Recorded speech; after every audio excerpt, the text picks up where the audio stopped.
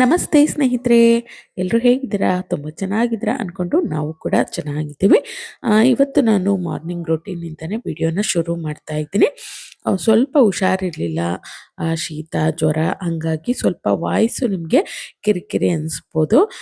ಏನು ಮಾಡೋದು, ಒಂದು 2 ದಿನ ಸ್ಟಾಪ್ ಮಾಡಿದ್ದೆ, ಹಾಗಾಗಿನೇ ವಿಡಿಯೋನ ಹಾಕೋದಕ್ಕೆ ಆದರೂ ಕೂಡ ಹಾಕಲೇಬೇಕಲ್ಲ, ಹಾಗಾಗಿ ವಿಡಿಯೋನ ನಾನು ಎಡಿಟ್ ಮಾಡ್ತಾ ಇದ್ದೀನಿ. ಸ್ವಲ್ಪ ವಾಯ್ಸ್ ನಿಮಗೆ ಅಷ್ಟು ಸರಿಯಾಗಿ ಕೇಳ್ದಲೇ ಇರ್ಬೋದು, ಯಾಕಂದರೆ ತುಂಬ ಶೀತ ಆಗಿದೆ ಹಾಗಾಗಿ. ಇನ್ನು ಬೆಳಗಿನ ಬ್ರೇಕ್ಫಾಸ್ಟಿಗೆ ನಾನಿಲ್ಲಿ ಪಡ್ಡು ಮಾಡ್ತಾ ಇದ್ದೀನಿ. ಹಿಂದಿನ ದಿನನೇ ನೆನೆಸಿ ರುಬ್ಬಿಟ್ಟಿದ್ದೆ. ಅದರಲ್ಲಿ ಒಂದು ಕಾಲು ಭಾಗದಷ್ಟು ಸ್ವಲ್ಪ ಜಾಸ್ತಿ ಆಗುತ್ತೆ ಪಡ್ಡು ಮಾಡಲಿಕ್ಕೆ ಅಂದ್ಬಿಟ್ಟು ಒಂದು ಸ್ವಲ್ಪ ಎತ್ತಿಟ್ಟಿದ್ದೀನಿ. ಅಂದರೆ ಇದರಲ್ಲಿ ನಾವು ದೋಸೆ ಕೂಡ ಮಾಡ್ಕೊಳ್ಬೋದು, ಹಾಗಾಗಿ ಸ್ವಲ್ಪ ಎತ್ತಿಟ್ಟಿದ್ದೀನಿ. ನೆಕ್ಸ್ಟ್ ಡೇ ಏನಾದರೂ ದೋಸೆ ಏನಾದರೂ ಹಾಕ್ಕೊಡೋಣ ಮಕ್ಕಳಿಗೆ ಅಂಥೇಳಿ. ಇನ್ನು ಇಲ್ಲಿ ನಾನು ಪಡ್ಡು ಹಿಟ್ಟಿಗೆನೆ ತುರಿದಿರೋವಂಥ ಕ್ಯಾರೆಟು, ಹೆಚ್ಚಿರೋವಂಥ ಈರುಳ್ಳಿ, ಸಬ್ಬಸಿಗೆ ಸೊಪ್ಪು, ಕೊತ್ತಂಬರಿ ಸೊಪ್ಪು ಇಷ್ಟನ್ನು ಸಣ್ಣದಾಗಿ ಹೆಚ್ಚಿ ಹಾಕಿರೋವಂಥದ್ದು. ಇಷ್ಟೇ ಮಸಾಲೆ. ಕೆಲವೊಬ್ಬರು ಪ್ಲೇನಾಗಿ ಹಾಗೆ ಮಾಡ್ತಾರೆ, ನಾನು ಇಷ್ಟು ಹಾಕ್ಬಿಟ್ಟೇ ಮಾಡೋದು.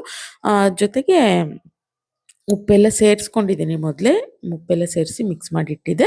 ಎಲ್ಲವನ್ನು ಹಾಕಿ ಚೆನ್ನಾಗಿ ಮಿಕ್ಸ್ ಮಾಡಿ ಚೆನ್ನಾಗಿ ಕಾದಿರೋವಂಥ ಹಂಚಿಗೆ ನಾವು ಸ್ವಲ್ಪ ಎಣ್ಣೆನ ಸವರ್ಬಿಟ್ಟು ಪಡ್ಡುನ ಹಾಕ್ಕೊಂಡ್ರೆ ತುಂಬ ಗರಿಗರಿಯಾಗಿ ರುಚಿಯಾಗಿರೋವಂಥ ಪಡ್ಡು ರೆಡಿ ಆಗುತ್ತೆ. ಎರಡೂ ಬದಿ ಬೇಯಿಸ್ಕೊಳ್ಬೇಕು. ಇನ್ನು ಮಕ್ಳಿಗೆ ತಿನ್ನಲಿಕ್ಕೆಲ್ಲ ಹಾಕ್ಕೊಟ್ಟು, ಬಾಕ್ಸಿಗೆಲ್ಲ ಹಾಕ್ಕೊಟ್ಟು ಅವರನ್ನು ಕೂಡ ಕಳಿಸಿದ್ದಾಯಿತು. ಆನಂತರ ನಾನಿಲ್ಲಿ ಸಾಂಬಾರಿಗೆ ರೆಡಿ ಮಾಡ್ಕೊಳ್ತಾ ಇದ್ದೀನಿ. ಸ್ವಲ್ಪ ಮನೆ ಕೆಲಸ ಹೆಚ್ಚಾಗಿಯೇ ಇದೆ. ಒಂದೆರಡು ದಿನ ಸ್ಟಾಪ್ ಕೂಡ ಮಾಡಿದ್ದೆ, ಹುಷಾರಿಲ್ಲ ಅಂತ ಹೇಳಿ. ಹಂಗಾಗಿ ಅದು ಕೂಡ ಕೆಲಸ ಜಾಸ್ತಿ ಇದೆ. ಕಾರಣದಿಂದ ಸ್ವಲ್ಪ ಸಾಂಬಾರೆಲ್ಲ ಮಾಡ್ಕೊಳ್ಳೋಣ ಅಂತ ಹೇಳಿ ಮಾಡ್ಕೊಳ್ತಾ ಇದ್ದೀನಿ. ಕ್ಯಾರೆಟು, ಬೀನ್ಸು, ಆಲೂಗಡ್ಡೆ, ಟೊಮೊಟೊ, ಈರುಳ್ಳಿ ಎಲ್ಲ ಹಾಕಿ ಬೇಳೆ ಹಾಕಿ ಇವತ್ತು ತರಕಾರಿ ಸಾರನ್ನು ಮಾಡ್ತಾ ಇದ್ದೀನಿ. ಸಾಮಾನ್ಯ ಸಾಂಬಾರೆಲ್ಲ ಮಾಡ್ಕೊಳ್ಳೋದು ಎಲ್ರಿಗೂ ಗೊತ್ತಿರತ್ತೆ. ಕೆಲವೊಬ್ರು ಪುಡಿ ಹಾಕಿ ಮಾಡ್ತಾರೆ, ಕೆಲವೊಬ್ರು ಕಾಯೆಲ್ಲ ಸೇರಿಸ್ಬಿಟ್ಟು ರುಬ್ಬಿ ಮಾಡ್ತಾರೆ. ನಾನು ರುಬ್ಬಿ ಮಾಡುವಂಥದ್ದೇ ಹೆಚ್ಚಾಗಿ, ಹಾಗಾಗಿ ರುಬ್ಬಿರೋಂಥ ಮಸಾಲೆ ಎಲ್ಲ ಹಾಕ್ಬಿಟ್ಟು ಸಾಂಬಾರು ಕೂಡ ರೆಡಿ ಮಾಡ್ಕೊಂಡಿದ್ದಾಯಿತು. ಇನ್ನು ಆನಂತರ ಅಡುಗೆ ಮನೆಯೆಲ್ಲ ಸ್ವಲ್ಪ ಕ್ಲೀನ್ ಮಾಡ್ಕೊಳ್ಳೋದಿತ್ತು. ಎಲ್ಲನೂ ಕ್ಲೀನ್ ಮಾಡಿಬಿಟ್ಟು ಏನು ಪಾತ್ರೆ ವಾಶಿಗಿತ್ತು ಎಲ್ಲನೂ ತೊಳ್ಕೊಂಡು, ಆನಂತರ ಪಾತ್ರೆ ಎಲ್ಲ ಒಣಗಿತ್ತು, ನೀರೆಲ್ಲ ಹೋಗಿತ್ತು, ಹಾಗಾಗಿ ಎಲ್ಲನೂ ನೀಟಾಗಿ ಜೋಡಿಸ್ಕೊಳ್ತಾ ಇದ್ದೀನಿ. ಒಂದಷ್ಟು ಕೆಲಸ ಅಂತ ಏನಿರುತ್ತೆ ಅಡುಗೆ ಮನೆಯದು ಮುಗಿಸ್ಕೊಂಡ್ಬಿಟ್ರೆ ಫ್ರೀ ಆಗುತ್ತೆ. ನೆಕ್ಸ್ಟ್ ಉಳಿದಿರೋಂಥ ಕೆಲಸನ ಮಾಡ್ಕೊಳ್ಬೋದು. ಹಾಗಾಗಿ ಅಡುಗೆ ಮನೆಯೆಲ್ಲ ಮೊದಲು ಸೋಪೆಲ್ಲ ಹಾಕ್ಬಿಟ್ಟು ಕ್ಲೀನಾಗಿ ಒರೆಸ್ಕೊಂಡಿದ್ದೀನಿ. ಇನ್ನು ಅಡುಗೆ ಮನೆಯಲ್ಲಿ ಅಷ್ಟೊಂದು ಕೆಲಸ ಏನು ನನಗಿಲ್ಲ. ಇನ್ನು ಗುಡಿಸೋದು ಒರೆಸೋದು ಎಲ್ಲ ಬಾಕಿ ಇದೆ. ಅದಕ್ಕೂ ಮುಂಚೆ ಸ್ವಲ್ಪ ಮನೆ ಕ್ಲೀನ್ ಮಾಡ್ಕೊಳ್ಬೇಕು, ಯಾಕಂದರೆ ಇನ್ನೇನು ಶ್ರಾವಣ ಕೂಡ ಬಂತು. ಎಲ್ಲನೂ ಒಟ್ಟಿಗೆ ಮಾಡ್ಕೊಳ್ಳೋದಕ್ಕೆ ಆಗೋದಿಲ್ಲ. ಮಕ್ಕಳು ಇರೋವಂಥ ಮನೆಯಲ್ಲಿ ಎಲ್ಲನೂ ಮಾಡ್ಕೊಳ್ತೀವಿ ಅಂದರೆ ಖಂಡಿತ ಒಮ್ಮೆಲೇ ಸಾಧ್ಯ ಆಗೋದಿಲ್ಲ. ಜೊತೆಗೆ ತುಂಬ ಸುಸ್ತಾಗ್ಬಿಡುತ್ತೆ ಎಲ್ಲನೂ ಒಟ್ಟಿಗೆ ಮಾಡ್ಕೊಳ್ತೀವಿ ಅಂದರೆ. ಹಾಗಾಗಿ ಸ್ವಲ್ಪ ಏನು ಕ್ಲೀನಿಂಗ್ ಕೆಲಸ ಇದೆ ಈಗಲೇ ಸ್ವಲ್ಪ ಸ್ವಲ್ಪ ಮಾಡ್ಕೊಂಡ್ಬಿಟ್ರೆ ನಮಗೂ ಕೂಡ ಅಷ್ಟು ಸುಸ್ತು ಕೂಡ ಆಗೋದಿಲ್ಲ. ಜೊತೆಗೆ ಆರಾಮಾಗಿ ನಿಧಾನವಾಗಿ ಕ್ಲೀನಾಗಿ ಕೆಲಸನ ಮಾಡ್ಕೊಳ್ಬೋದು. ಎಲ್ಲ ಕೆಲಸ ಒಟ್ಟಿಗೆ ಮಾಡ್ತೀವಿ ಅಂದ ತಕ್ಷಣ ಏನಾಗುತ್ತೆ, ಗಾಬರಿನಲ್ಲಿ ಗಡಿಬಿಡಿನಲ್ಲಿ ಅಷ್ಟು ಸರಿಯಾಗಿ ಆಗೋದಿಲ್ಲ ಅಂಥೇಳಿ ನಾನೇನು ಮಾಡ್ತೀನಿ, ಸ್ವಲ್ಪ ಸ್ವಲ್ಪ ಬೇಗನೆ ಶುರು ಮಾಡ್ಕೊಳ್ತೀನಿ ಕ್ಲೀನಿಂಗ್ ಕೆಲಸನ. ಹಾಗಾಗಿ ಸ್ವಲ್ಪ ಕ್ಲೀನ್ ಮಾಡ್ಕೊಳ್ಳೋದಿದೆ. ಇನ್ನು ಬಟ್ಟೆ ಎಲ್ಲ ಬಂದಿತ್ತು, ಅದು ಕೂಡ ಒಣಗಾಕೋಣ ಅಂಥೇಳಿ ರೆಡಿ ಮಾಡ್ಕೊಳ್ತಾ ಇದ್ದೀನಿ. ಎಲ್ಲ ಎತ್ಕೊಂಡು ಹೋಗ್ತಾ ಇದ್ದೀನಿ. ಇದು ಸಾಮಾನ್ಯ ಹೆಣ್ಮಕ್ಳಿಗೆ ಹೆಚ್ಚಾಗಿ ಅನ್ವಯಿಸುತ್ತೆ ಅಂತಲೇ ಹೇಳ್ಬೋದು. ನಾವೇನು ಮಾಡ್ತೀವಿ ಹೆಣ್ಮಕ್ಳು, ಏನೋ ಒಂದು ಚಿಕ್ಕ ಘಟನೆ ನಡೀಲಿ, ದೊಡ್ಡದಾಗಿ ನಡೀಲಿ, ಎಲ್ಲವನ್ನ ಮನಸ್ಸಿಗೆ ತೊಗೊಂಡ್ಬಿಡ್ತೀವಿ. ಇನ್ನು ಮಾಡೋವಂಥ ಕೆಲಸಗಳು ನಮ್ದು ಏನು ಜವಾಬ್ದಾರಿ ಎಲ್ಲನೂ ಬಿಟ್ಬಿಟ್ಟು ಅವ್ರು ಹಿಂಗಂದ್ರು, ಅವ್ರು ಹಂಗಂದ್ರು, ಅಯ್ಯೋ ಅವ್ರು ಹಾಗೆ ಅನ್ಬಾರ್ದಿತ್ತಲ್ವ, ತುಂಬ ನಮಗೆ ಹರ್ಟ್ ಮಾಡಿದ್ರು, ನೋವು ಮಾಡಿದ್ರು ಅಂಥೇಳಿ ಇಡೀ ದಿನ ಆಗಲಿ, ಇಡೀ ವಾರ ಆಗಲಿ, ಇಡೀ ತಿಂಗಳಾಗಲಿ ಅದರ ಬಗ್ಗೆನೇ ಯೋಚನೆ ಮಾಡ್ತಾ ನಮ್ಮ ಆರೋಗ್ಯನೂ ಹಾಳು ಮಾಡ್ಕೊಳ್ತೀವಿ, ನೆಮ್ಮದಿನ ಹಾಳು ಮಾಡ್ಕೊಳ್ತೀವಿ, ಜೊತೆಗೆ ನಮ್ಮ ತಲೆಯನ್ನೇ ಹಾಳು ಮಾಡ್ಕೊಳ್ತೀವಿ. ನಮ್ಮ ಕೆಲಸಗಳ ಬಗ್ಗೆ ಗಮನ ಕೊಡೋದಿಲ್ಲ, ಮಕ್ಕಳ ಬಗ್ಗೆ ಗಮನ ಕೊಡೋದಿಲ್ಲ. ಅಯ್ಯೋ ಅವ್ರು ಹಂಗೆ ಅಂದ್ಬಿಟ್ರಲ್ಲ, ಅವರಿಂದ ನಮ್ಗೆ ಹಿಂಗಾಯ್ತಲ್ಲ, ನಮ್ಮ ಜೀವನ ಹಾಳಾಯ್ತಲ್ಲ ಅಂಥೇಳಿ ಅದನ್ನೇ ಯೋಚನೆ ಮಾಡ್ತಾ ಇರ್ತೀವಿ. ಹಾಗಾಗಿ ನಾವು ಅದನ್ನು ಎಷ್ಟು ಯೋಚನೆ ಮಾಡ್ತಾ ಇರ್ತೀವೋ ಅಷ್ಟು ನಮ್ಮ ಆರೋಗ್ಯ ಹಾಳಾಗುತ್ತೆ. ಯಾರು ಏನೇ ಹೇಳಿ, ಅವ್ರು ಹೇಳ್ತಾರೆ, ಅವ್ರು ಹೇಳೋದಕ್ಕೇ ಇರೋದು. ಅವ್ರು ಹೇಳಿದ್ದನ್ನ ಅಲ್ಲೇ ಬಿಟ್ಬಿಡಬೇಕು, ಮುಂದಿನ ನಮ್ಮದು ಕೆಲಸ ಏನಿದೆ ಅದನ್ನು ಮಾಡಬೇಕು. ನಾನಂತೂ ಹಾಗೆ ಮಾಡೋದು. ಯಾರೋ ಏನೋ ಅಂದರೆ ಅದನ್ನಲ್ಲೇ ಬಿಟ್ಟಾಕ್ಬಿಡ್ಬೇಕು. ಅಥವಾ ಮನಸ್ಸಿಗೆ ತುಂಬ ನೋವಾಗಿದೆ, ಬೇಜಾರಾಗಿದೆ ಅಂದಾಗ ಖಂಡಿತ ನಮ್ಮಲ್ಲಿ ಇನ್ನಷ್ಟು ಒಂಥರ ಎನರ್ಜಿ ಅನ್ನುವಂಥದ್ದು ಹೆಚ್ಚಾಗಿರುತ್ತೆ. ಕೋಪ ಬಂದಾಗಲಿ, ಸಿಟ್ಟು ಬಂದಾಗಲಿ ನಮಗೆ ಎನರ್ಜಿ ತುಂಬಾ ಹೆಚ್ಚಾಗಿರುತ್ತೆ.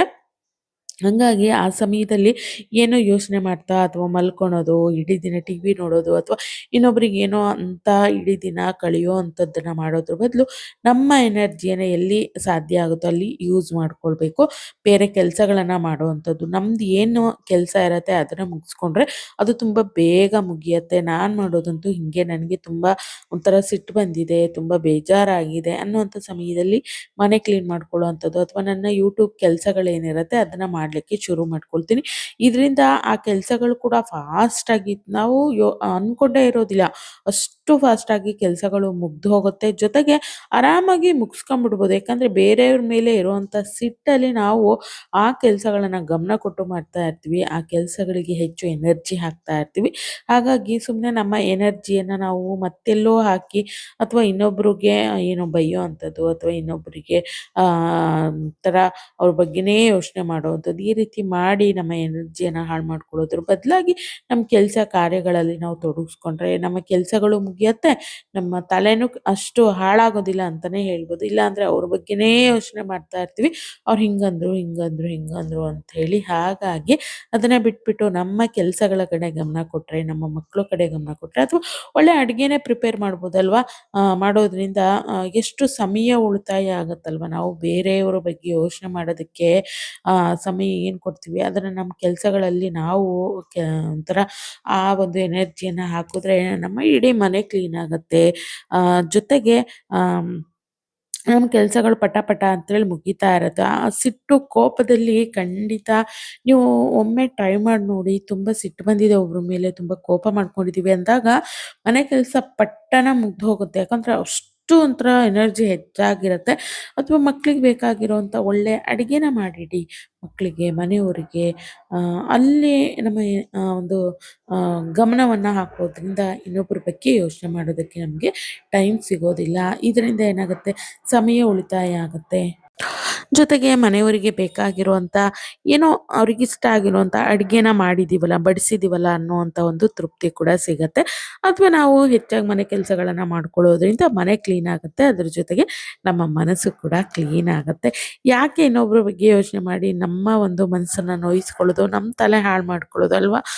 ದೇವರು ಅಂತ ಒಬ್ಬನೇ ಇರ್ತಾನೆ, ಅವನ್ನೆಲ್ಲ ನೋಡ್ಕೊಳ್ತಾನೆ. ಹಾಗಾಗಿ ನಾವು ಹೆಚ್ಚಾಗಿ ಇನ್ನೊಬ್ಬರ ಬಗ್ಗೆ ಅವರು ಹಂಗೆ ಅನ್ಬಾರ್ದಿತ್ತು ಹಂಗಂದ್ರು, ಅವ್ರು ಹಂಗೆ ಮಾಡಬಾರ್ದಿತ್ತು ಮಾಡಿದ್ರು, ಅದರಿಂದನೇ ಇವತ್ತು ಹಿಂಗಿದ್ದೀವಿ ಅಂತ ಯಾಕೆ ಯೋಚನೆ ಮಾಡೋದು. ಭಗವಂತ ಇದ್ದಾನೆ, ನೋಡ್ಕೊಳ್ತಾನೆ ಎಲ್ಲವನ್ನ.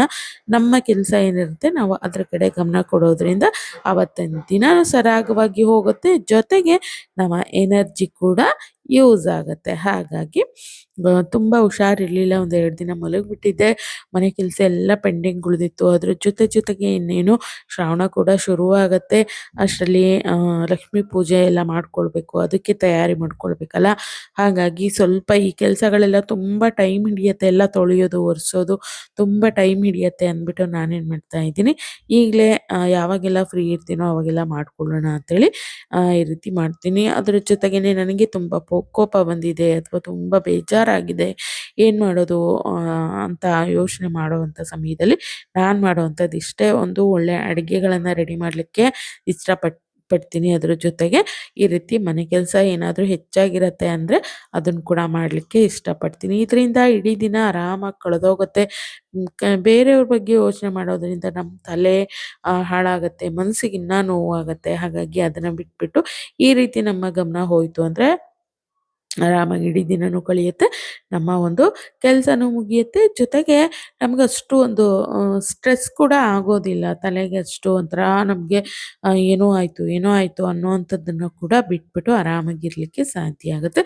ಸ್ವಲ್ಪ ಗ್ಲಾಸು ಮತ್ತು ಮಣ್ಣಿನ ಪಾತ್ರೆ ಎಲ್ಲ ಇತ್ತು, ಅದನ್ನೆಲ್ಲ ನೀಟಾಗಿ ತೆಗೆದ್ಬಿಟ್ಟು ಸೋಪ್ ಹಾಕಿ ತೊಳೆದು ಇಲ್ಲಿ ಒರೆಸಿಟ್ಕೊಳ್ತಾ ಇದ್ದೀನಿ. ಇದನ್ನ ನಾನು ವರ್ಷದಲ್ಲಿ 2 ರಿಂದ 3 ಬಾರಿ ಅಂತೂ ಕಂಪಲ್ಸರಿ ಕ್ಲೀನ್ ಮಾಡ್ತೀನಿ. ಒಂದು ಶ್ರಾವಣದಲ್ಲಿ, ಇನ್ನೊಂದು ದೀಪಾವಳಿ ಸಮಯದಲ್ಲಿ, ಜೊತೆಗೆ ಯುಗಾದಿ ಹಬ್ಬದ ಸಮಯದಲ್ಲಿ ಕ್ಲೀನ್ ಮಾಡೇ ಮಾಡ್ತೀನಿ. ಕಂಪಲ್ಸರಿ 3 ಬಾರಿ ಅಂತೂ ವಾಶ್ ಮಾಡ್ತಾನೆ ಇರ್ತೀನಿ. ಎಲ್ಲವನ್ನ ಒಟ್ಟಿಗೆ ತೆಗೆದು ಒಂದೊಂದನ್ನೇ ಬಳಸಿದಾಗ ಕ್ಲೀನ್ ಮಾಡಿ ಇಟ್ಟೇ ಇರ್ತೀವಿ. ಆದರೆ ಅಷ್ಟನ್ನು ತೆಗೆದ್ಬಿಟ್ಟು ಈ ರೀತಿಯಾಗಿ ನನಗೆ ಯಾವಾಗ ಸಾಧ್ಯ ಆಗುತ್ತೋ ಅವಾಗೆಲ್ಲ ನಾನು ಕ್ಲೀನ್ ಮಾಡ್ತಾನೆ ಇರ್ತೀನಿ. ಮನೆ ಕಂಪ್ಲೀಟಾಗಿ ಕ್ಲೀನ್ ಮಾಡುವಂಥ ಸಮಯದಲ್ಲಿ ಈ ಕೆಲಸ ಕಂಪಲ್ಸರಿ ಅಂತಲೇ ಹೇಳ್ಬೋದು. ಇನ್ನು ಎಲ್ಲ ಒರೆಸಿದ್ದಾಯಿತು, ಎಲ್ಲನೂ ತಂದುಬಿಟ್ಟು ಇಲ್ಲಿ ಪೇಪರ್ ಎಲ್ಲ ಹಾಕ್ಬಿಟ್ಟು ನೀಟಾಗಿ ಜೋಡಿಸ್ಕೊಳ್ಬೇಕು. ಇದು ಏನು ಗೊತ್ತಾ, ನಮ್ಮ ಹೆಣ್ಣುಮಕ್ಕಳು ಎಷ್ಟು ಸ್ಟ್ರಾಂಗ್ ಇರ್ತಾರೆ ಅಂದರೆ ಅಷ್ಟೇ ವೀಕ್ ಆಗಿಬಿಡ್ತಾರೆ. ಯಾವಾಗ ಅವ್ರ ಮನಸ್ಸಿಗೆ ನೋವಾದಾಗ, ಬೇಜಾರಾದಾಗ, ಕೋಪ ಬಂದಾಗ ತುಂಬ ವೀಕ್ ಆಗ್ತಾರೆ ಅಂತಲೇ ಹೇಳ್ಬೋದು. ಹಾಗಾಗಿ ಅಂಥ ಸಮಯದಲ್ಲಿ ಎನರ್ಜಿ ಹೆಚ್ಚಾಗಿರತ್ತೆ. ಆದರೂ ಕೂಡ ಅವರು ತುಂಬ ವೀಕ್ ಅನ್ಸೋದು ಸಹಜ ಅಂತಲೇ ಹೇಳ್ಬೋದು. ಕೆಲವೊಬ್ಬರು ಟಿ ವಿ ನೋಡ್ತಾ ಕಾಲ ಕಳೀತಾರೆ. ಕೆಲವೊಬ್ಬರು ಫೋನ್ ಮಾಡ್ಕೊಂಡು ಮಾತಾಡ್ತಾ ಕಾಲ ಕಳೀತಾರೆ. ಅದನ್ನೆಲ್ಲ ಬಿಟ್ಬಿಟ್ಟು ಇನ್ನೊಬ್ಬರಿಗೆ ಬೈಯೋದ್ರಿಂದ ಅಥವಾ ಇನ್ನು ಅವ್ರು ಹಂಗಂದ್ರು, ಇವ್ರು ಹಿಂಗಂದ್ರು ಅಂತೇಳಿ ತುಂಬಾ ಅದನ್ನೇ ಯೋಚನೆ ಮಾಡಿ ಇನ್ನೊಬ್ರ ಹತ್ರ ಅದನ್ನೆಲ್ಲ ಹೇಳ್ಕೊಳ್ಳೋದು, ದುಃಖ ಹೇಳ್ಕೊಳ್ಳೋದು, ಈ ರೀತಿ ಮಾಡೋದ್ರಿಂದ ನಮ್ಗೆ ಏನೂ ಸಿಗೋದಿಲ್ಲ, ಏನೂ ಸಮಾಧಾನನೂ ಆಗೋದಿಲ್ಲ. ಈ ರೀತಿ ಏನೋ ಒಂದು ನಮ್ಗೆ ಇಷ್ಟ ಆಗುವಂಥದ್ರಲ್ಲಿ ನಾವು ತೊಡ್ಕೊಂಡ್ರೆ ನಮಗೂ ಕೂಡ ಸಮಾಧಾನ ಸಿಗತ್ತೆ. ಜೊತೆಗೆ ಮನೆ ಕೂಡ ತುಂಬಾ ಕ್ಲೀನಾಗಿರತ್ತೆ. ಕ್ಲೀನಾಗಿ ಸ್ವಚ್ಛವಾಗಿತ್ತು ಅಂದ್ರೆ ನಮಗೂ ಕೂಡ ನೆಮ್ಮದಿ, ಸಮಾಧಾನ ಅಲ್ವಾ? ಹಾಗಾಗಿ ಇನ್ನು ಮನೆ ಒಂದು ರೂಮಲ್ಲಿ ಕ್ಲೀನ್ ಮಾಡಿದ್ದಾಯ್ತು. ಜೊತೆಗೆ ಸ್ವಲ್ಪ ಗ್ಲಾಸ್ ಎಲ್ಲ ಏನಿತ್ತು ಅದನ್ನು ಕೂಡ ಕ್ಲೀನ್ ಮಾಡ್ಕೊಂಡಿದ್ದಾಯ್ತು. ಅದಾದ್ಮೇಲೆ ಹತ್ತತ್ರ ಮಧ್ಯಾಹ್ನದ ಮೇಲೇನೆ ಆಗ್ಬಿಟ್ಟಿತ್ತು. ಹಾಗಾಗಿ ಸ್ವಲ್ಪ ಎಲ್ಲ ಗೂಡಿಸಿ ಒರೆಸ್ಕೊಂಡು, ಇನ್ನು ಸ್ನಾನ ಕೂಡ ಆಗಿಲ್ಲ, ಸ್ನಾನ ಕೂಡ ಮಾಡ್ಕೊಳ್ಬೇಕು. ಅದಕ್ಕೋಸ್ಕರ ಮನೆಯೆಲ್ಲ ಗುಡಿಸ್ಕೊಂಡು ಬಂದೆ. ಮನೆಯೆಲ್ಲ ಗುಡಿಸ್ಕೊಂಡು ಬಂದು ಇನ್ನು ಇಡೀ ಮನೆನ ಒರೆಸ್ಕೊಳ್ತಾ ಇದ್ದೀನಿ. ನಾವು ಏನೇ ಮಾಡ್ತೀವಿ ಅಂತಂದ್ರೂ ಅವತ್ತಿನ ಕೆಲಸ ಅವತ್ತು ಬಿಡೋದಕ್ಕೆ ಆಗೋದಿಲ್ಲ. ಅದಕ್ಕೋಸ್ಕರ ಮನೆ ಒರೆಸೋದಕ್ಕೆ ಇವತ್ತು ಮಧ್ಯಾಹ್ನ ಆಯಿತು ಇದೆಷ್ಟು ಕ್ಲೀನ್ ಮಾಡಿಕೊಂಡು ಅಂತಲೇ ಹೇಳ್ಬೋದು. ಸಾಮಾನ್ಯವಾಗಿ ನಾನು ಅಡುಗೆ ಮನೆಯೆಲ್ಲ ಕ್ಲೀನ್ ಮಾಡಿಕೊಂಡು ಬೆಳಗ್ಗೆನೇ ಗುಡಿಸಿ ಒರೆಸಿ ಪೂಜೆ ಮಾಡುವಂಥದ್ದು. ಇವತ್ತು ಸ್ವಲ್ಪ ಇದಿಷ್ಟು ಕ್ಲೀನ್ ಮಾಡ್ಕೊಳ್ಬೇಕಿತ್ತಲ್ಲ, ಹಾಗಾಗಿ ಇನ್ನು ಸ್ವಲ್ಪ ಇವತ್ತು ಬಿಸಿಲು ಕೂಡ ಕಡಿಮೆ ಇತ್ತು. ಹಾಗಾಗಿ ಪಾಟಿಗೆಲ್ಲ ನೀರು ಹಾಕ್ಬಿಟ್ಟು ಫ್ರೆಶ್ ಅಪ್ ಆಗೋಣ ಅಂಥೇಳಿ ಅಂದ್ಕೊಂಡೆ. ಆದರೂ ಕೂಡ ಊಟ ಎಲ್ಲ ಮುಗಿಸ್ಕೊಂಡು ಸ್ವಲ್ಪ ಹೊತ್ತು ರೆಸ್ಟ್ ಎಲ್ಲ ಮಾಡೋ ಅಷ್ಟರಲ್ಲಿ ಸಂಜೆ ಆಯಿತು ಅಂತಲೇ ಹೇಳ್ಬೋದು. ಇನ್ನು ಸಂಜೆ ಸ್ನಾನ ಎಲ್ಲ ಮಾಡಿಕೊಂಡು ದೇವ್ರ ಪೂಜೆ ಎಲ್ಲ ಮಾಡ್ಕೊಳ್ಳೋ ಅಷ್ಟರಲ್ಲಿ ನಂದು ಇಡೀ ದಿನ ಮುಗ್ದೋಯ್ತು ಅಂತಲೇ ಹೇಳ್ಬೋದು. ದೇವ್ರಿಗೆ ಹೂವೆಲ್ಲ ಇಟ್ಬಿಟ್ಟು ದೀಪ ಎಲ್ಲ ತೊಳೆದು ಪೂಜೆ ಮಾಡೋ ಅಷ್ಟರಲ್ಲಿ ಸಂಜೆನೇ ಕತ್ಲೆನೇ ಆಗಲಿಕ್ಕೆ ಬಂದಿತ್ತು. ಪೂಜೆ ಎಲ್ಲ ಮಾಡಿಕೊಂಡೆ. ಇವತ್ತು ಒಂಥರ ಸಮಾಧಾನ, ನೆಮ್ಮದಿ ಅಂತಲೇ ಹೇಳ್ಬೋದು. ಯಾಕಂದರೆ ಸ್ವಲ್ಪ ಮನೆ ಒಂದು ಕಾಲು ಭಾಗದಷ್ಟು ಸ್ವಲ್ಪ ಕ್ಲೀನ್ ಎಲ್ಲ ಆಯಿತು. ಜೊತೆಗೆ ಇವತ್ತಿಂದು ಏನು ಕೆಲಸಗಳಿತ್ತು ಎಲ್ಲನೂ ಕಂಪ್ಲೀಟಾಗಿ ಮುಗಿಸ್ಕೊಂಡು ನಾನು ಕೂಡ ತಲೆ ಸ್ನಾನ ಎಲ್ಲ ಮಾಡಿಕೊಂಡು ಇವತ್ತು ಪೂಜೆನ ಮಾಡ್ಕೊಳ್ತಾ ಇದ್ದೀನಿ. ಸಂಜೆ ಮಾಡ್ತಾ ಇರೋವಂಥ ಪೂಜೆ ಅಂತಲೇ ಹೇಳ್ಬೋದು. ಸಂಜೆ ಹೊರಗಡೆ ದೀಪ ಎಲ್ಲ ಹಚ್ಕೊಂಡು ಇವತ್ತಿಂದು ಇದು ನನ್ನ ರೊಟೀನ್ ಅಂತಲೇ ಹೇಳ್ಬೋದು. ಕ್ಲೀನಿಂಗ್ ಕೆಲಸ ಜೊತೆ ಮನೆ ಕೆಲಸಗಳು ಕೂಡ ಮುಗೀತು. ಇದಾಗಿತ್ತು ಸ್ನೇಹಿತರೆ ಇವತ್ತಿನ ಒಂದು ವಿಷಯ ನಿಮ್ಮ ಜೊತೆ ಶೇರ್ ಮಾಡ್ಕೊಳ್ಬೇಕಿತ್ತು, ಅದನ್ನು ಹೇಳ್ಕೊಂಡಿದ್ದೀನಿ. ಇದಾಗಿತ್ತು ಇವತ್ತಿನ ಒಂದು ವಿಡಿಯೋ. ನಾನು ಸಿಗ್ತೀನಿ ಮತ್ತೊಂದು ಹೊಸ ವಿಡಿಯೋದೊಂದಿಗೆ. ಅಲ್ಲಿವರೆಗೂ ಹೋಗಿ ಬರಲಾ? ನಮಸ್ಕಾರ.